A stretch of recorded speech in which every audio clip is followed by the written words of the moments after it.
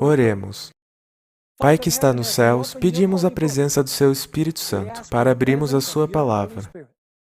Que o Senhor abra nossos corações e nossas mentes para recebermos a Sua mensagem.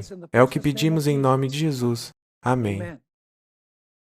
Antes de podermos entender a destruição de Jerusalém no ano 70, precisamos entender a primeira destruição de Jerusalém por Nabucodonosor no ano 586 a.C. Temos que voltar um pouco mais ainda, para o estabelecimento de Israel como o povo da aliança de Deus, durante os acontecimentos do Êxodo. Israel estava na base do Monte Sinai e Deus quis estabelecer uma aliança com eles. Vamos ler sobre isso em Êxodo 19, versos 4 a 8.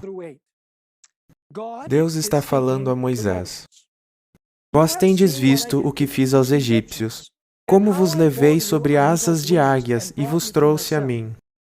Agora, pois, se diligentemente ouvirdes a minha voz e guardardes a minha aliança, então sereis a minha propriedade peculiar dentre todos os povos, porque toda a terra é minha. E vós me sereis um reino sacerdotal e o povo santo. Então Deus disse a Moisés: Estas são as palavras que falarás aos filhos de Israel. Deus está oferecendo fazer uma aliança com Israel. E ele diz: Se ouvirdes minha voz e guardardes meus mandamentos, então sereis meu povo. Continuando, veio Moisés, chamou os anciãos do povo e expôs diante deles todas essas palavras que o Senhor lhe havia ordenado. Então foi explicado aos anciãos e os anciãos explicaram ao povo. E nós lemos no verso 8, E o povo respondeu a uma só voz: Tudo que o Senhor falou, nós faremos. Em outras palavras, nós aceitamos formar uma aliança. Então, Moisés repassa a resposta para Deus. Está escrito: E Moisés relatou ao Senhor as palavras do povo. Deus também pediu a Israel construir um tabernáculo no deserto, para que ele possa morar com eles. Achamos isso em Êxodo capítulo 25, verso 8. Lá está escrito: E me farão um santuário, para que eu possa habitar no meio deles. Quando o tabernáculo foi concluído, a gloriosa Shekinah, a presença de Deus, entrou no tabernáculo. Lemos isso em Êxodo capítulo 40, versos 34 e 35. Está escrito: Então a nuvem cobriu a tenda da congregação, e a glória do Senhor encheu o tabernáculo.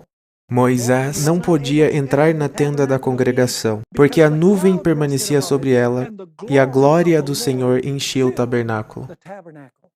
Um tempo depois, Israel entra na Terra Prometida. Na verdade, levou 40 anos. Mas comparado com os períodos de tempo que estamos falando, é apenas um curto intervalo. 40 anos depois, Israel entra na Terra Prometida. E um tempo depois, Salomão constrói um templo sólido para o Senhor. Não era mais um tabernáculo que poderia ser desconstruído e movido. E quando o templo foi concluído, Deus mais uma vez manifestou a sua glória Shekinah entrando no templo. Encontramos isso em 1 Reis, capítulo 8, versos 10 e 11. Está escrito: Tendo o sacerdote saído do santuário, uma nuvem encheu a casa do Senhor, de tal sorte que os sacerdotes não puderam permanecer ali para ministrar, por causa da nuvem, porque a glória do Senhor enchera a casa do Senhor. Deus queria morar com o seu povo, e Ele queria que o povo fosse fiel à aliança e obedecesse à sua voz. Porém, 800 anos de apostasia se seguiram depois que a Shekinah entrou no tabernáculo do deserto. Em 2 Crônicas, capítulo 36, verso 14 até o verso 16, nós encontramos uma descrição da infidelidade de Israel para com a aliança. Está escrito essas palavras: Também todos os chefes dos sacerdotes e o povo aumentavam mais e mais as transgressões. Segundo todas as abominações, foque nessa palavra, segundo todas as abominações dos gentios, e contaminaram a casa que o Senhor tinha santificado em Jerusalém. O Senhor, Deus de seus pais, começando de madrugada, falou-lhes por intermédio dos seus mensageiros, porque se compadecera do seu povo e de sua própria morada. Eles, porém, zombavam dos mensageiros, desprezavam as palavras de Deus e mofavam dos seus profetas, até que subiu a ira do Senhor contra o seu povo, e não houve remédio algum. Então o povo quebrou a aliança, eles desobedeceram a Deus, eles praticaram as abominações dos gentios. E eles zombaram dos mensageiros de Deus, e eles rejeitaram os profetas do Senhor. Israel virou uma prostituta ao praticar as abominações das nações à sua volta. Isso não estava acontecendo nas nações pagãs. Isso estava acontecendo entre o povo professo de Deus, por aqueles que diziam servir o verdadeiro Deus. Encontramos em Ezequiel capítulo 16, versos 15, depois verso 22 e 30, como Israel se apostatou do Senhor. Está escrito no verso... Na verdade, vamos começar com o verso 21. Mas confiaste na tua formosura, e te corrompeste por causa da tua fama, e prostituías-te a todo o que passava, para seres dele. E lá vem a palavra-chave. E em todas as tuas abominações, e nas tuas prostituições, não te lembraste dos dias da tua mocidade. E fala em linguagem figurada, quando tu estavas nua e descoberta, e revolvida no teu sangue. Quão fraco é o teu coração, diz o Senhor Deus, fazendo tu todas as coisas, obras de uma meretriz imperiosa. Note como o povo de Deus é comparado a uma meretriz. Eles estavam praticando as abominações das nações vizinhas. E esse era o povo que tinha professado ter entrado em uma aliança com Deus. O profeta Ezequiel, em capítulo 16, verso 2, mais uma vez repete que o povo estava participando nas abominações das nações. É isso que fez de Israel uma prostituta. Está escrito em Ezequiel 16, 2, Filho do homem, faze conhecer a Jerusalém as suas abominações. Jeremias e Ezequiel, ambos falam sobre abominações em Jerusalém. Jeremias profetizou antes do primeiro cerco de Jerusalém por Nabucodonosor. E Ezequiel foi então levado para a Babilônia, e lá ele profetizou. Então eles estão dentro deste contexto histórico da destruição de Jerusalém por Nabucodonosor no ano 586 a.C. E por causa da prostituição de Israel, e por causa dela ter praticado as abominações das nações, Deus veio julgar o povo de Jerusalém, que é o povo de Israel, o reino inteiro. Encontramos em Ezequiel capítulo 1, verso 4, que Deus veio do norte para julgar o seu povo. Está escrito em Ezequiel 1, verso 4, Olhei, e eis que um vento tempestuoso vinha do norte. Isso é o céu, é onde Deus mora. Os lados do norte, de acordo com o Salmo 48, é onde Deus mora. E está escrito, Olhei e eis que um vento tempestuoso vinha do norte. Uma grande nuvem, com um fogo revolvendo-se nela, e um resplendor ao redor. E no meio dela havia uma coisa, como de cor de âmbar, que saía do meio do fogo. Deus estava vindo julgar Jerusalém, que na verdade é uma palavra que representa todo Israel, todo o povo escolhido de Deus naquela época. Ezequiel capítulo 8 é chamado de o capítulo das abominações. O motivo disso é que Deus mostra a Ezequiel as abominações sendo praticadas entre o povo professo de Deus. E Ezequiel pensa, isso é terrível. E Deus diz, você ainda não viu nada, eu vou te mostrar coisas piores. E o processo continua. E o capítulo termina com a maior de todas as abominações que está sendo cometida entre aqueles que professavam ser seu povo. Encontramos em Ezequiel, capítulo 8, versos 16 a 18, que a abominação avassaladora estava sendo cometida. Eu vou ler, começando no verso 16. E me levou para o átrio interior da casa do Senhor. E eis que estavam à entrada do templo do Senhor, entre o pórtico e o altar, cerca de 25 homens, de costas para o templo do Senhor, e com os rostos para o oriente. E eles, virados para o oriente, adoravam o sol. A pior abominação era praticar adoração ao sol. Quero que vocês lembrem desses detalhes. Verso 17. Então me disse: Vês isto, filho do homem?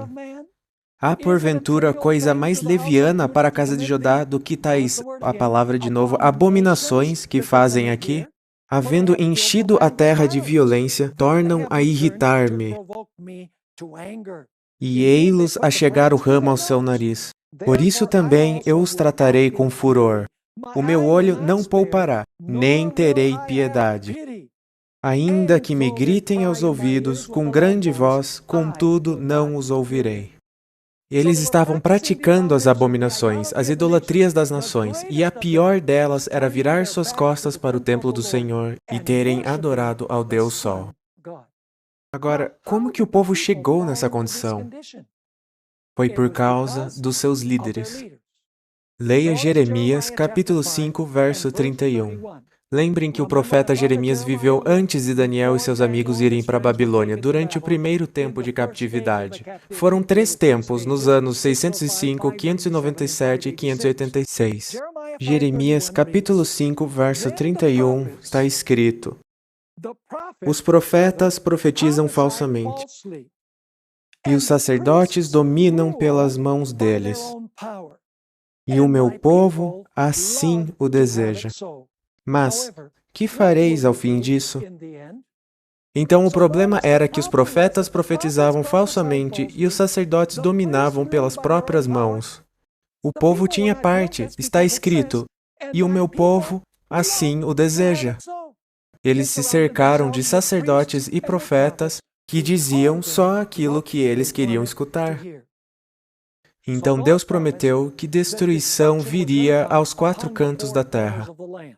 Isso está escrito em Ezequiel capítulo 7, versos 1 e 2.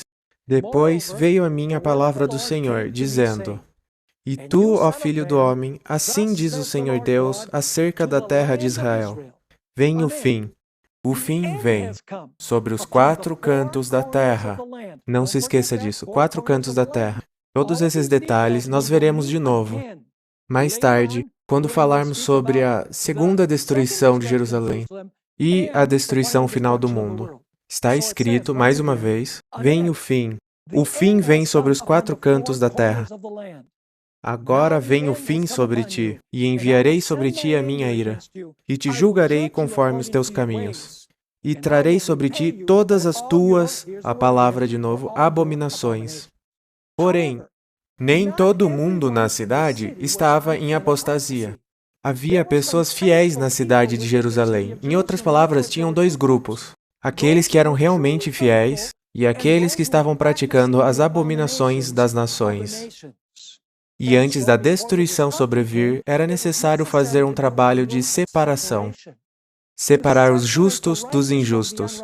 Separar os adoradores do sol daqueles que adoravam o Deus Criador.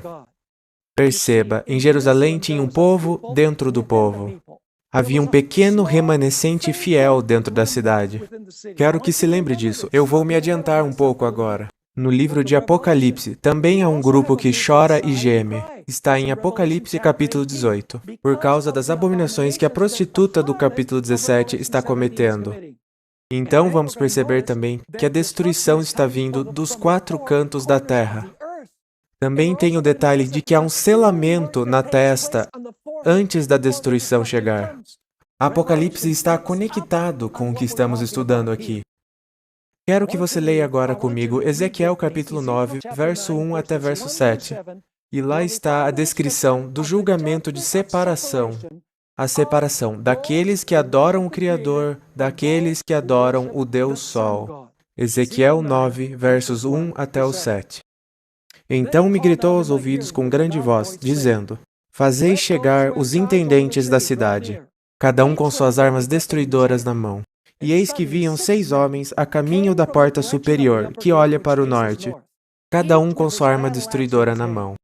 E entre eles um homem vestido de linho, com um tinteiro de escrivão à sua cintura. E entraram, e se puseram junto ao altar de bronze. E a glória do Deus de Israel se levantou de sobre o querubim, sobre o qual estava, indo até a entrada da casa.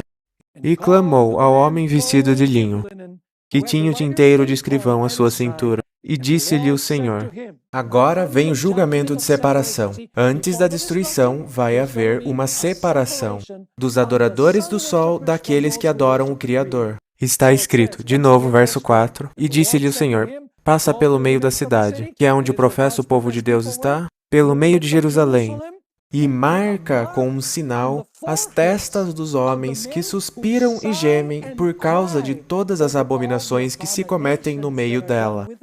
Perceba mais uma vez a palavra-chave, abominação. Verso 5. E aos outros disse ele, ouvindo eu: Passai pela cidade após ele e feri. Não poupe o vosso olho, nem vos compadeçais. Matai velhos, jovens, virgens, meninos e mulheres, até exterminá-los. Mas a todo homem que tiver o sinal, não vos chegueis. E começai pelo meu santuário. Isso significa pelos líderes. E começaram pelos homens mais velhos que estavam diante da casa. E disse-lhes: Contaminai a casa e enchei os átrios de mortos. Saí. E saíram e feriram a cidade. Mas antes disso, outra coisa aconteceu. Eu só li essa passagem porque eu quero que você veja, antes que a destruição aconteça, antes que Deus derrame sua ira, ocorreu uma obra de selamento, onde um selo ou uma marca foi posta na testa, para separar o justo do injusto. Então, quando Nabucodonosor destruiu a cidade, os justos foram os que sobreviveram à destruição. Assim como no livro de Apocalipse, os 144.000 vão sobreviver à destruição final. Antes da cidade ter sido destruída, a Shekinah, que habitava no templo, agora departiu do templo. Ezequiel 10, versos 18 e 19. Lá está a saída da Shekinah. Veja, no capítulo 1, Deus, a glória de Deus, vem do céu, do norte, para entrar no templo e fazer um julgamento. Agora, quando esse julgamento acabar, aí a Shekinah vai deixar o templo desolado. Vamos para Ezequiel 10, versos 18 e 19. Então saiu a glória do Senhor de sobre a entrada da casa e parou sobre os querubins. E os querubins alçaram as suas asas e se elevaram da terra aos meus olhos. E quando saíram, as rodas os acompanhavam, e cada um parou na entrada oriental da casa do Senhor. E a glória do Deus de Israel estava em cima, sobre eles. Então eles saíram do santuário, eles estão no portão do lado leste do templo. Então a glória sai do templo e fica parada por algum tempo sobre o Monte das Oliveiras, leste de Jerusalém. Agora, no capítulo 11, versos 22 e 23, do livro de Ezequiel, está escrito: Então os querubins elevaram as suas asas, e as rodas os acompanhavam, e a glória do Deus de Israel estava em cima deles. E a glória do Senhor se alçou desde o meio da cidade. Em outras palavras, a Shekinah saiu do templo. E agora ela vai ficar parada por alguns momentos, em cima do Monte das Oliveiras, leste da cidade. No verso 23, e a glória do Senhor se alçou do meio da cidade, e se pôs sobre um monte que está ao oriente da cidade. Então agora a cidade foi abandonada. A Shekinah saiu do templo. E agora as abominações vão resultar na desolação da cidade, pelas mãos de Nabucodonosor. Mas eu quero que você perceba que há um selamento, e quando esse selamento acaba, a Shekinah sai do templo, fica um pouco no portão leste, depois sai e fica um pouco no Monte das Oliveiras, e aí vai para o céu. E a cidade está agora abandonada, e as abominações vão levar até a desolação. E quem é que veio contra a cidade de Jerusalém? Ninguém menos que o rei Nabucodonosor. E sabia que a Bíblia descreve Nabucodonosor como uma águia vindo para destruir a cidade? Vamos ler vários versos que mostram a Babilônia e o rei Nabucodonosor como uma águia vindo para destruir a cidade. Jeremias capítulo 4, verso 13. Está escrito: Eis que virá subindo como nuvens, e os seus carros como a tormenta. Os seus cavalos serão mais ligeiros do que as águias. Ai de nós, que somos assolados. Lamentações, capítulo 4, verso 19. De novo. A propósito, as lamentações foram cantadas quando Os judeus estavam sendo levados prisioneiros da cidade de Jerusalém até Babilônia, para depois serem dispersados. Na verdade, o livro de Lamentações está escrito no que é conhecido como a métrica Quiná. A métrica Quiná é um estilo literário que é usado em cânticos fúnebres. Então, o livro de Lamentações foi escrito por Jeremias enquanto os judeus estavam sendo levados cativos para a Babilônia. Eles estavam chorando enquanto cantavam essas canções. Lamentações capítulo 4, verso 19. Os nossos perseguidores foram mais ligeiros do que as águias dos céus. Veja, de novo os exércitos babilônios que destruíram Jerusalém são comparados com águias. Sobre os montes nos perseguiram, no deserto nos armaram ciladas. Abacuque, capítulo 1, verso 8. Mais uma vez, compara a invasão por Babilônia como a chegada de uma águia. Está escrito, e os seus cavalos são mais ligeiros que os leopardos, e mais espertos que os lobos à tarde. E os seus cavaleiros espalham-se por toda parte. Os seus cavaleiros virão de longe, voarão como águias que se apressam a devorar. Não posso evitar mencionar aqui que em Mateus 24, 28 está escrito que onde estiver o cadáver, ali estarão as águias. Estou me adiantando de novo. Quero que comece a pensar em tipologia. O que aconteceu, acontecerá de novo. Também em Daniel capítulo 7, verso 4, Babilônia é comparada como um leão com asas de águia. Está escrito em Daniel capítulo 7, verso 4, o primeiro era como leão e tinha asas de águia. E aqueles que fizeram a escavação da antiga cidade de Babilônia, eles encontraram nas entradas esfinges de leões com asas de águias. Então, a tomada de Nabucodonosor da cidade por causa das suas abominações é comparada com uma águia. Agora, a cidade, quando ela foi cercada pelo rei Nabucodonosor, sofreu de 3 diferentes pragas ou punições. Vamos para Jeremias 32, verso 24. Capítulo 32, verso 24. Eis, aqui os valados já vieram contra a cidade para tomá-la. E a cidade está entregue na mão dos caldeus, que pelejam contra ela.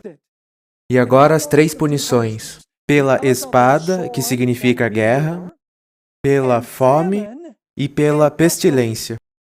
Essas são as mesmas 3 coisas que são mencionadas em Mateus capítulo 24 em relação à segunda destruição de Jerusalém. Agora, eu quero que você vá para 2 Crônicas capítulo 36, dos versos 17 a 21, onde de fato a destruição da cidade é descrita. Está escrito: porque fez subir contra eles o rei dos caldeus, o qual matou os seus jovens à espada. Isso me lembra de Ezequiel 9, terminologia bem semelhante. O qual matou os seus jovens à espada, na casa do seu santuário. E não teve piedade nem dos jovens, nem das donzelas, nem dos velhos, nem dos decrépitos. A todos entregou na sua mão. E todos os vasos da casa de Deus, grandes e pequenos, os tesouros da casa do Senhor, e os tesouros do rei e dos seus príncipes, tudo levou para a Babilônia. E queimaram a casa de Deus, e derrubaram os muros de Jerusalém, e todos os seus palácios queimaram a fogo, destruindo também todos os seus preciosos vasos. E os que escaparam da espada levou para a Babilônia, e fizeram-se servos dele e de seus filhos, até o tempo do reino da Pérsia, para que se cumprisse a palavra do Senhor pela boca de Jeremias, até que a terra se agradasse dos seus sábados. Todos os dias da assolação repousou, até que os 70 anos se cumpriram. Em outras palavras, depois da destruição de Jerusalém, teve um período de tempo em que a cidade permaneceu desolada. Flávio Joséfos também relata que o livro de Lamentações foi cantado enquanto o povo agonizava sobre a destruição da cidade e estavam sendo levados cativos. Agora, veja aqui também em Jeremias capítulo 25, que as abominações que o povo estava cometendo levou à desolação. Também em Mateus 24 temos a abominação da desolação. A abominação é um sinal. É um sinal de que a desolação ou destruição está vindo. Quero que vá para Jeremias 25. Leremos os versos 8 e 9. Então, leremos o verso 11 e pularemos para o verso 18. Está em Jeremias 25, verso 8. Portanto, assim diz o Senhor dos Exércitos, visto que não escutastes as minhas palavras, Eis que eu enviarei e tomarei todas as famílias do norte. Isso está falando da Babilônia, porque a Babilônia veio para a terra sagrada do norte. Portanto, assim diz o Senhor dos Exércitos, visto que não escutastes as minhas palavras, eis que eu enviarei e tomarei a todas as famílias do norte, como também a Nabucodonosor, rei de Babilônia, meu servo, e os trarei sobre essa terra, e sobre os seus moradores, e sobre todas essas nações em redor, e os destruirei totalmente, e farei que sejam objeto de espanto e de assobio, e de perpétuas, perceba a palavra, desolações. Verso 11. E toda essa terra virá a ser uma, palavra-chave de novo, desolação, e um espanto. E estas nações servirão ao rei de Babilônia 70 anos. Verso 18. A Jerusalém e as cidades de Judá e a seus reis e aos seus príncipes para fazer deles uma, palavra de novo, desolação, um espanto, um assobio e uma maldição, como hoje se vê. Então perceba, Deus vem do norte para julgar a Jerusalém. E quando ele julga Jerusalém, ele põe uma marca nas testas daqueles que suspiram e gemem por causa das abominações que são cometidas. Esses são os adoradores do Deus Criador. Do outro lado, temos os indivíduos que estão adorando o sol. Eles são os ímpios na cidade. Então, a Shekinah sai, vai para o lado leste do santuário. Então, ela fica um pouco no Monte das Oliveiras. E aí volta para o céu. A cidade está agora abandonada da glória de Deus. A cidade está agora pronta para a desolação. Por causa das abominações, agora a cidade vai sofrer desolação. Agora, por que isso aconteceu? Foi porque eles não escutaram a voz dos verdadeiros profetas. Encontramos em Jeremias 25, versos 3 e 4, Jeremias fala sobre os falsos profetas. Eles diziam, não vai ter nenhuma destruição, Deus está com essa cidade. Não escuta o que esses profetas dizem. Jeremias foi posto na prisão, eles odiavam ele. Seu livro foi queimado, inclusive. Veja o que está escrito em Jeremias 25, versos 3 e 4. Desde o ano 13 de Josias, filho de Amon, rei de Judá, até o dia de hoje, período de 23 anos, tem vindo a mim a palavra do Senhor. E vô-la tenho anunciado, madrugando e falando, mas vós não escutastes. Também vos enviou o Senhor todos os seus servos, os profetas, madrugando e enviando-os, mas vós não escutastes, nem inclinastes os vossos ouvidos para ouvir. Agora, tem outra coisa que precisamos analisar, antes de falarmos da restauração de Israel depois do cativeiro. Um dos principais motivos da cidade ter sido destruída era porque o povo estava desrespeitando o Santo Sábado. Na verdade, o principal motivo da cidade ter sido destruída é porque eles estavam pisando o Santo Sábado. Aí você me pergunta, onde a Bíblia diz isso? Jeremias capítulo 17. Leremos os versos 24, 25 e aí pularemos para o verso 27. Deus diz ao seu povo, mas se vós diligentemente me ouvirdes, diz o Senhor, não introduzindo cargas pelas portas dessa cidade no dia de sábado, e santificardes o dia de sábado, isso significa separar para Deus o sábado, não fazendo nele obra alguma, então entrarão pelas portas dessa cidade reis e príncipes, que se assentem sobre o trono de Davi, andando em carros e em cavalos, e eles e seus príncipes, os homens de Judá e os moradores de Jerusalém. E essa cidade será habitada para sempre. Deus diz, se você guardar e santificar o sábado, a cidade ficará para sempre. Mas tem a outra face da moeda. Verso 27. Mas se não me ouvirdes para santificardes o dia de sábado, e para não trazer descarga alguma quando entrardes pelas portas de Jerusalém, no dia de sábado. Então acenderei fogo nas suas portas, o qual consumirá os palácios de Jerusalém, e não se apagará. Em outras palavras, desrespeitar o sábado foi um dos principais motivos para a destruição de Jerusalém. Depois do cativeiro, Neemias teve que repreender os judeus de novo, porque eles estavam fazendo o que eles fizeram antes do cativeiro, o que culminou na destruição de Jerusalém. Veja em Neemias capítulo 13, versos 15 a 18. Neemias escreve, naqueles dias vi em Judá os que pisavam lagares ao sábado. Eles estavam trabalhando no sábado. E traziam feixes que carregavam sobre os jumentos, como também vinho, uvas e figos, e toda espécie de cargas que traziam a Jerusalém no dia de sábado. E protestei contra eles no dia que estavam vendendo mantimentos. Também habitavam em Jerusalém tírios que traziam peixe e toda a mercadoria, que vendiam no sábado aos filhos de Judá, em Jerusalém. E contendi com os nobres de Judá, e lhes disse: Que mal é este que fazeis, profanando o dia de sábado? Então ele lhes lembra do motivo para o cativeiro. Porventura não fizeram vossos pais assim, e não trouxe o nosso Deus todo esse mal sobre nós e sobre esta cidade? E vós ainda mais acrescentais o ardor de sua ira sobre Israel, profanando o sábado. Muito interessante, o sábado faz parte. Agora, o cativeiro duraria um período de apenas 70 anos. Esse período começa em 605 e termina em 535 a.C.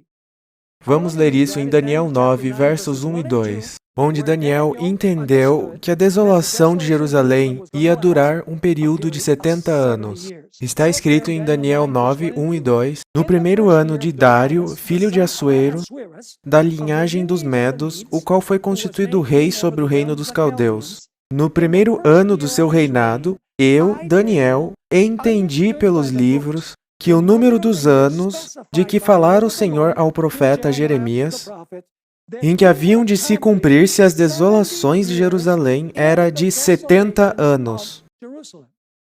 Então, a desolação de Jerusalém iria durar um período de 70 anos. E então, a profecia diz que Deus restauraria Israel à sua terra. Eles reconstruiriam o templo, reconstruiriam a parede, reconstruiriam a cidade. E então, eles iriam restabelecer seu governo civil e religioso. Em outras palavras, eles seriam restaurados e Deus lhes daria mais uma chance.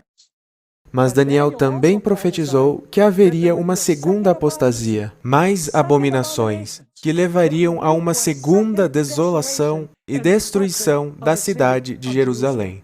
Isso é descrito em Daniel capítulo 9, versos 25 a 27, que eu vou ler agora. E mais uma vez temos as palavras-chave abominação e desolação.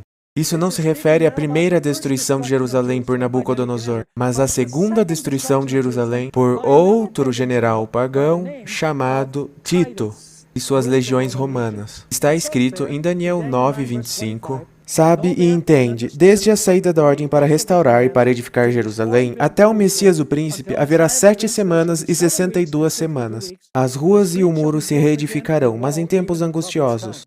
E depois das 62 semanas... entende-se que é depois das 62 e das 7, o que dá 69 semanas. E usando o princípio ano-dia, 69 semanas é 483 anos. Em outras palavras, depois de 483 anos, o Messias viria. Aí está escrito no verso 26, depois das 62 semanas será cortado o Messias, mas não para si mesmo. E aí ele fala de uma segunda destruição de Jerusalém. E o povo do príncipe que há de vir destruirá a cidade e o santuário. Isso não é a primeira destruição, é a segunda destruição. Está escrito, e o povo do príncipe que há de vir destruirá a cidade e o santuário. Agora, quem é esse povo do príncipe? O povo do príncipe são os judeus. Quem é o príncipe? O príncipe é Jesus.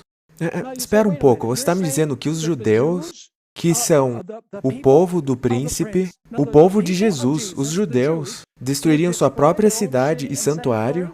Sim.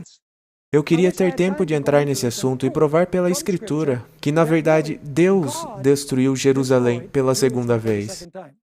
Mas também há textos que dizem que Deus enviou seus exércitos.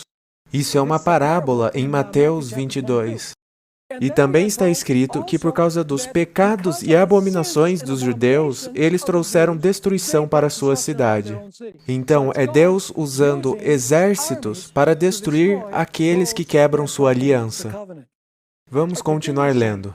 Verso 26 de novo. Depois das 62 semanas será cortado o Messias, mas não para si mesmo. E o povo do príncipe que há de vir, destruirá a cidade e o santuário. E o seu fim, o fim da cidade e do santuário, será como uma inundação. E até o fim haverá guerra. Estão determinadas as, palavra de novo, assolações. Verso 27. E ele firmará aliança com muitos por uma semana. Essa é a semana 70. E no meio da semana fará cessar o sacrifício e a oblação. Essa é a morte de Cristo, o fim do sistema sacrificial. Agora as palavras-chave. Verso 27. E ele firmará aliança com muitos por uma semana. E na metade da semana fará cessar o sacrifício e a oblação. E sobre a asa das abominações virá quem? O assolador. Temos abominação e desolação. Isso está falando dos exércitos romanos. Está escrito que virá o assolador, e isso até a consumação. E o que está determinado será derramado sobre a palavra de novo, assolador. Então, depois da restauração de Jerusalém e da nação judaica, depois do cativeiro, haveria um tempo de 490 anos, em que seria dado um período de graça para o povo judeu, para que eles pudessem se arrepender e mudar. Mas eles não mudaram. E no fim, destruição viria sobre a cidade por causa das abominações uma segunda vez. Vamos ler 2 Crônicas 36, 22 e 23. Lá temos a ordem de reconstruir o templo por Ciro, rei da Pérsia.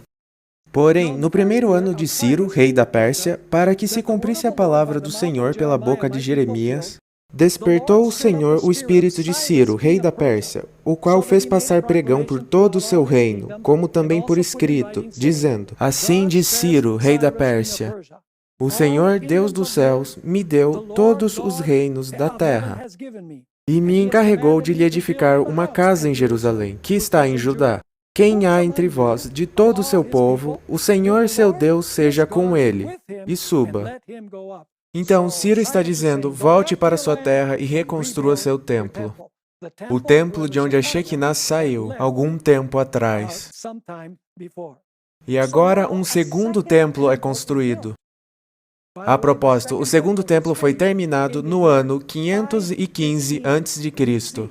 Levaram aproximadamente 5 anos para reconstruir o templo. Quando terminaram o templo, ele não chegava nem perto do que era o templo que Salomão construiu. Em Ageu capítulo 2, versos 6 ao 9, encontramos que aqueles que viram o templo construído por Salomão, não o templo de Salomão, era templo do Senhor, aqueles que tinham visto o templo construído por Salomão, eles disseram, esse templo depois do cativeiro não é nada comparado ao templo que Salomão construiu. Alguns dos cidadãos mais velhos tinham visto o templo que Salomão construiu. Encontramos em Ageu capítulo 2, versos 6 ao 9. Porque assim diz o Senhor dos Exércitos, ainda uma vez, daqui a pouco, farei tremer os céus e a terra, o mar e a terra seca. E farei tremer todas as nações, e virá o desejado de todas as nações. Sabe, isso é daqui que veio o nome daquele livro de Ellen White, O Desejado de Todas as Nações. Aqui está falando da vinda do desejado de todas as nações. Então Deus dá a promessa. E encherei essa casa de glória, diz o Senhor dos Exércitos. Minha é a prata e meu é o ouro, disse o Senhor dos Exércitos. E então Deus faz uma previsão que os judeus hoje ainda tentam entender. Diz no verso 9, a glória desta última casa será maior do que a da primeira, diz o Senhor dos Exércitos. E neste lugar darei a paz, diz o Senhor dos Exércitos. Os judeus ainda esperam o cumprimento dessa profecia, porque aquele segundo templo não foi nada comparado em glória com o que Salomão construiu. O que quer dizer virá o desejado de todas as nações, que encherá esse templo de glória, e essa casa será maior do que a casa que foi construída por Salomão. Jesus diz, aqui está o que é maior que o templo. Aquela glória Shekinah é o próprio Jesus Cristo, que veio e ministrou naquele segundo templo judeu. Leia João 1, verso 14. E o Verbo se fez carne e habitou entre nós. E vimos sua o quê? Sua glória, como a glória do unigênito do Pai, cheio de graça e verdade. O próprio Jesus Cristo ministrou naquele templo. Ele era a glória Shekinah, isso que fez o segundo templo mais glorioso que o primeiro. Mas o povo rejeitou a mensagem de Cristo. Nós encontramos essa triste história nos evangelhos. Então Jesus agora desce do leste e vem para o templo pela última vez. A história está em Lucas 19, versos 37 e 38. E, quando já chegava perto da descida do Monte das Oliveiras, toda a multidão dos discípulos, regozijando-se, começou a dar louvores a Deus em alta voz, por todas as maravilhas que tinham visto, dizendo: Bendito o Rei que vem em nome do Senhor. Paz no céu e glória nas alturas. Então agora Jesus desce do leste do Monte das Oliveiras e ele passa pelo portão leste, pela porta dourada. E ele entra no templo. Veja em Mateus 21, versos 12 e 13.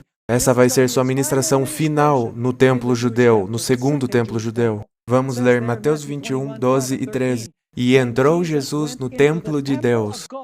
Perceba as palavras, ainda era o templo de Deus. E expulsou todos os que vendiam e compravam no templo.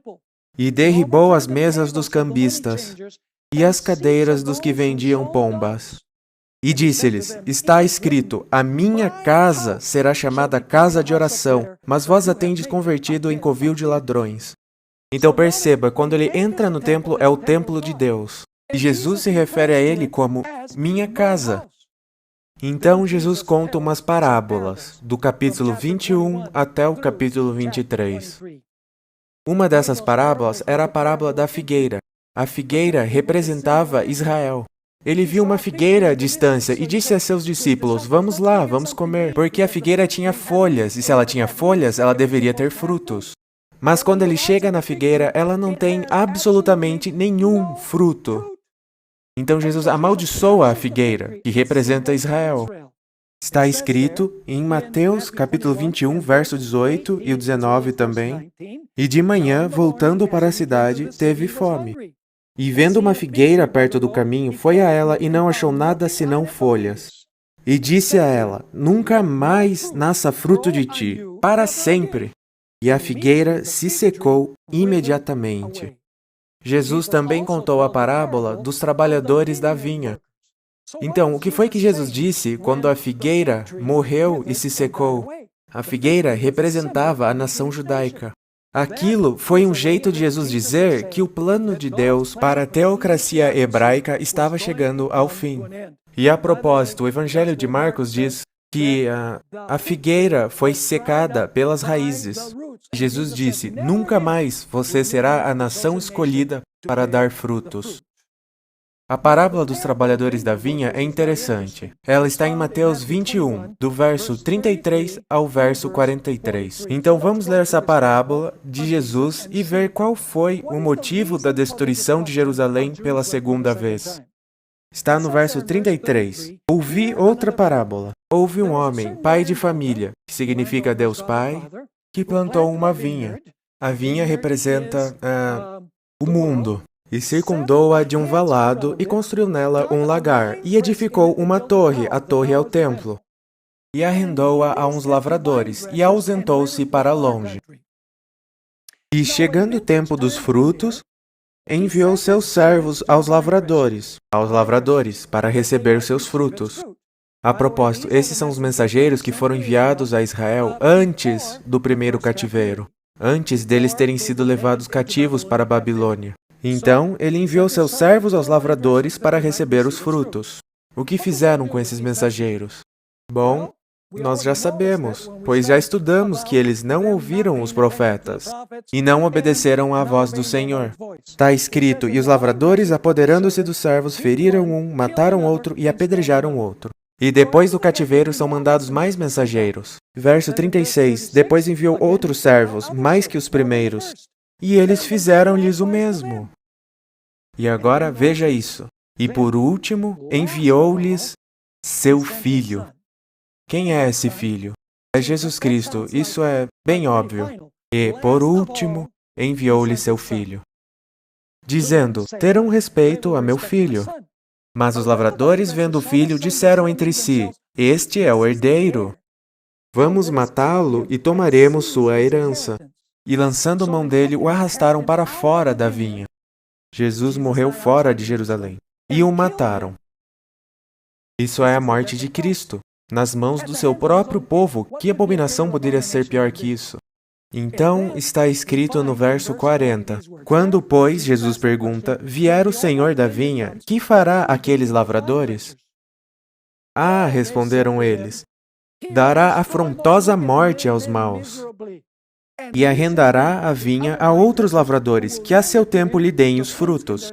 Eles estão pronunciando sua própria sentença. Verso 42. Diz-lhes Jesus: nunca lestes nas Escrituras a pedra que os edificadores rejeitaram, essa foi posta por cabeça da esquina. Pelo Senhor foi feito isso, e é maravilhoso aos nossos olhos. Portanto eu vos digo que o reino de Deus vos será tirado, e será dado a uma nação que dará seus frutos. E essa nação, no caso, são os gentios. Agora, os gentios passarão a ser o modo pelo qual Deus proclamará sua mensagem ao mundo. Acabou-se a teocracia dos judeus como o instrumento de Deus para levar o evangelho ao mundo.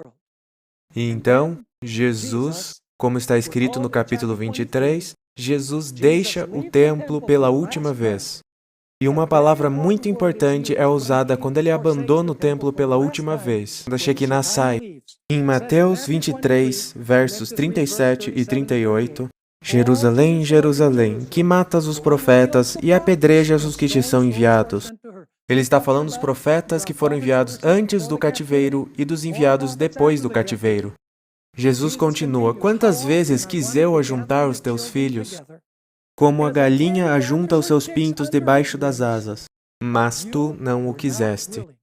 E agora vêm as palavras importantes. Veja, eis que a vossa casa vos é deixada desolada.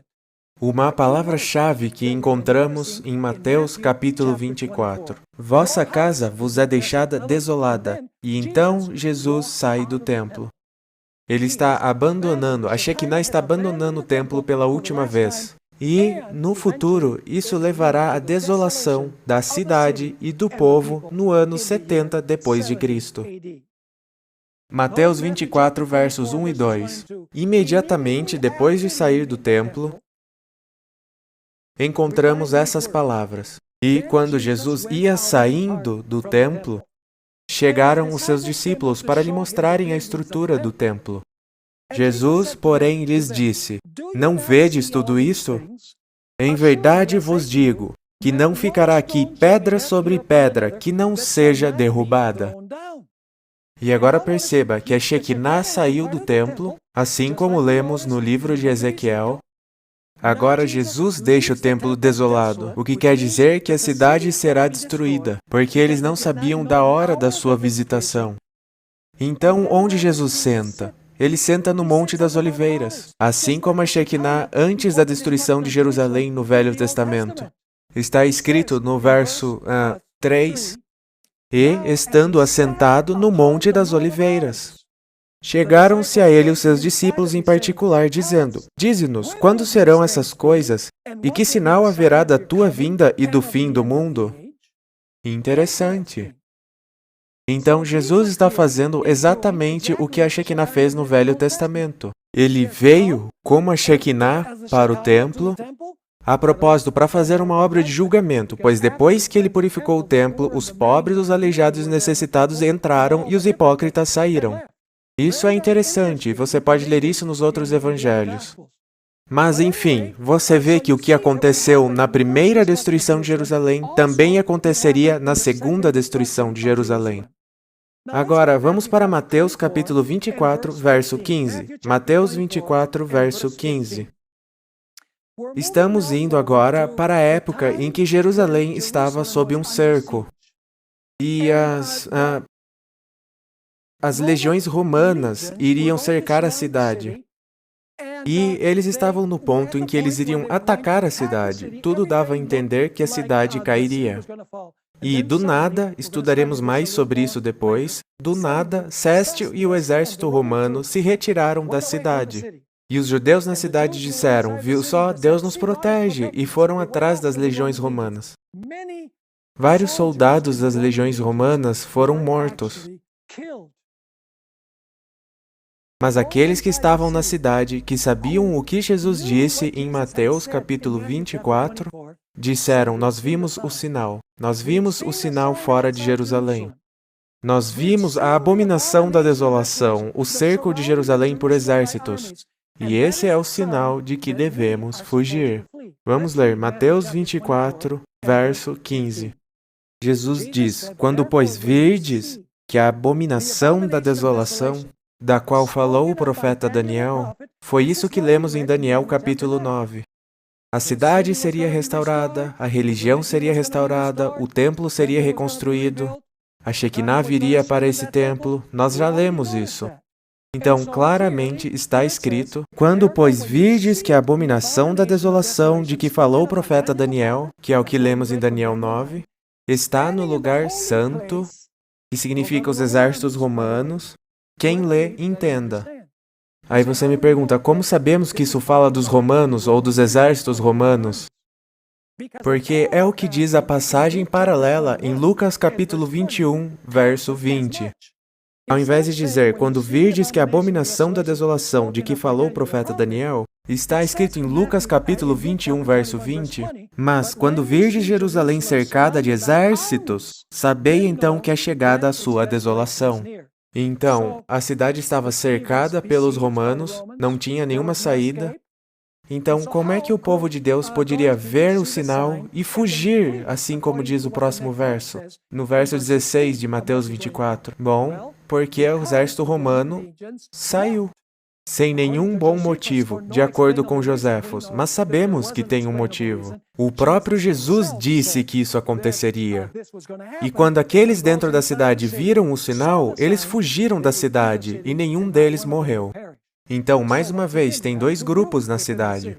Nós temos os apostatados na cidade, que vai ser destruída pelos romanos, e nós temos, do outro lado, os cristãos que eram fiéis a Deus e que fugiriam da cidade antes que ela fosse destruída. E o que foi que causou a destruição de Jerusalém? No ano 70 depois de Cristo, um rei pagão chamado Tito chegou com estandartes de águias e ele cercou a cidade de Jerusalém. Dessa vez, não mais haveria uma retirada. Todos os cristãos na cidade, os fiéis, já tinham fugido. Na cidade só restavam aqueles que estavam apostatados, que estavam vivendo, praticando abominações. Mais uma vez descobriremos que dentro da cidade haveria fome, houve pestilência e espada. E Joséfos nos dá um detalhe bem interessante. Ele diz que o livro de Lamentações também foi cantado pelos judeus que estavam sendo levados em cativeiro depois da segunda destruição de Jerusalém. Então, Joséfos enxergou um vínculo entre a primeira destruição de Jerusalém e a segunda destruição de Jerusalém. E percebemos que assim como Nabucodonosor é dito como vindo como uma águia, e Babilônia é comparada com um leão com asas de águia, nós temos também os romanos vindo com seus estandartes de águia. E não é coincidência que está escrito em Mateus capítulo 24, verso 28, para onde é que as águias vão? Está escrito, porque onde quer que estiver o cadáver, ali se ajuntarão as águias. Está falando das águias de Roma destruindo a cidade de Jerusalém. E por que a cidade de Jerusalém foi destruída? Já falamos sobre isso, foi porque eles rejeitaram o seu Messias. Está em Lucas 19, 41 a 44, uma descrição bem clara do motivo pelo qual a cidade foi destruída. Está em Lucas 19, verso 41, e quando ia chegando, é Jesus chegando na cidade, vendo a cidade, chorou sobre ela, dizendo, se tu conhecesses também, ao menos neste teu dia, o que à tua paz pertence. Ele está dizendo, queria que você soubesse como você está em paz. Mas agora isto está encoberto aos teus olhos, porque dias virão sobre ti, em que os teus inimigos, falando da legião romana, te cercarão de trincheiras. Esse é o cerco romano. E te sitiarão, e te estreitarão de todos os lados, e te derrubarão, a ti e aos teus filhos que dentro de ti estiverem. Perceba, apenas os dentro da cidade. E aí está escrito, e te derrubarão, a ti e aos teus filhos que dentro de ti estiverem. E não deixarão em ti pedra sobre pedra. E agora vem o motivo, pois que não conheceste o tempo da tua visitação. O Messias veio e vocês não o reconheceram.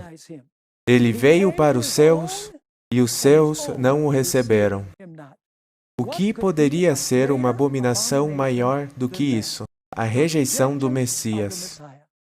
Você diz, bom, nós não rejeitamos o Messias, nós somos cristãos. Sim, mas como já vimos em nossa primeira apresentação, o pecado dos judeus e o pecado do mundo cristão no fim dos tempos são bem parecidos. Os judeus rejeitaram a Cristo, e o mundo cristão rejeitará a lei. Alguns acham que são pecados diferentes? Não são. São o mesmo pecado. Como explicamos isso? É bem simples. Os judeus rejeitaram Cristo, o mundo vai rejeitar a lei, que na verdade é um reflexo do caráter de Cristo. Então, não tem problema rejeitar o reflexo do caráter de Cristo enquanto você diz seguir a Cristo? É claro que tem. Se você ama a Jesus, você vai guardar seus mandamentos. Seus mandamentos são um reflexo de quem Ele é. Eles descrevem seu caráter. Então, você não pode simplesmente rejeitar a descrição do seu caráter e dizer que você está servindo a Jesus. No nosso próximo estudo aqui, nós iremos analisar a fundo o cumprimento histórico de Mateus 24, referindo aos eventos que levaram à destruição de Jerusalém. Estudaremos, se Deus quiser, Mateus capítulo 24, do verso 1 até o verso 14. Dedicaremos uma palestra inteira ao cumprimento das abominações da desolação, literalmente, em Jerusalém, entre o ano 66 e o ano 70. Mas no nosso próximo estudo aqui, veremos o cumprimento histórico de Mateus, capítulo 24, e dos eventos que levaram à destruição de Jerusalém, e à destruição da cidade em si. Então, a primeira destruição de Jerusalém vira um padrão para a segunda destruição de Jerusalém. E ambas essas destruições viram um padrão ou um tipo ou uma ilustração para o que acontecerá com o mundo no final dos tempos, com aqueles que dizem seguir a Cristo e os verdadeiros seguidores de Cristo.